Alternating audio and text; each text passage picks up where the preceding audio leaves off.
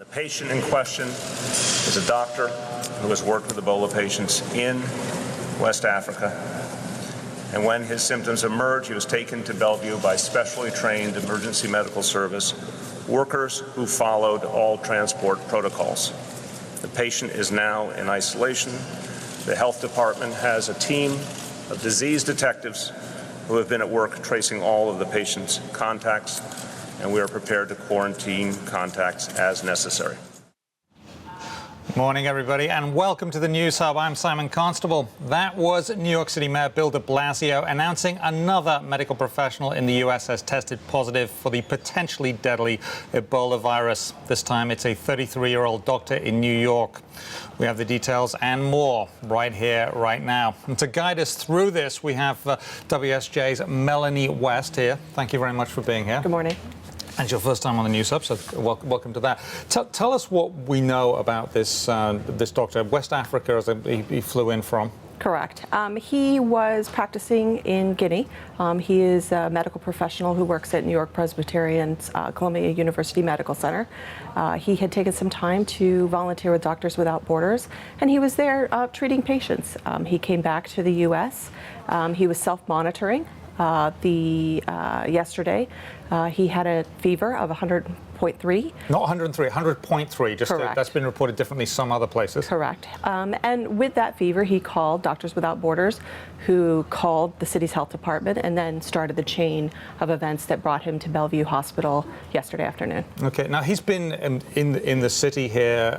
Has he been on the subways and in cabs and in bars and stuff? He has. And one of the things that will be worked out today is exactly where he was. The city has his Metro card, which tracks every station that you've been in. We have heard that they have his credit card receipts and they have the transactions that he's done. So they'll be going back piece by piece by piece to figure out exactly where he was. One of the things that we've been told is that he's obviously very forthcoming with information. Oh, and he's also got the knowledge to know what is important. That's exactly right. And because he was self-monitoring, he knew what the symptoms were, what the symptoms of the disease are. And so, at the point in time when he became sick, he made sure that everyone knew, and he followed the proper protocol, which is one of the things that the city and the state and local agencies have been planning for. And like with other folks who've contracted this disease, or some other folks, he was working in West Africa, in this case Guinea. It wasn't Sierra Leone or Liberia. Is there a worry that other medical workers become infected from him, or what are they doing to make sure that doesn't happen? Well, Bellevue Hospital, where he's at, is one of the facilities in the city that has been practicing and drilling for this repeatedly for more than just weeks, for months.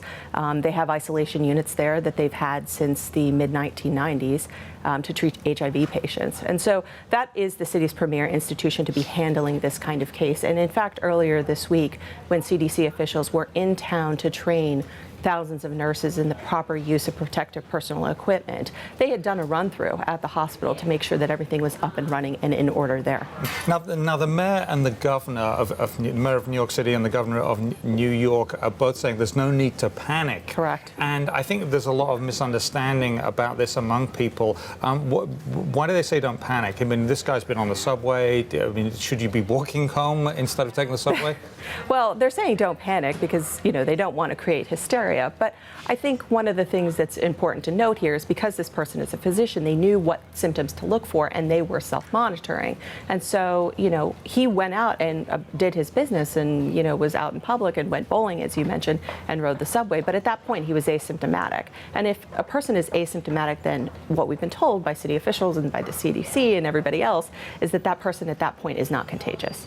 Contagious people happen when there is a fever or other symptoms. Which is unlike some other things, like when you have a cold, it's when it's symptomatic, you're less likely to get it. Over and over, people have been saying it's not like the flu. It's not like the flu. That's good to know. Now, the other thing is, one thing I guess everyone wants to know is, do the mayor and the governor say, don't worry, but are they going to be on the subway?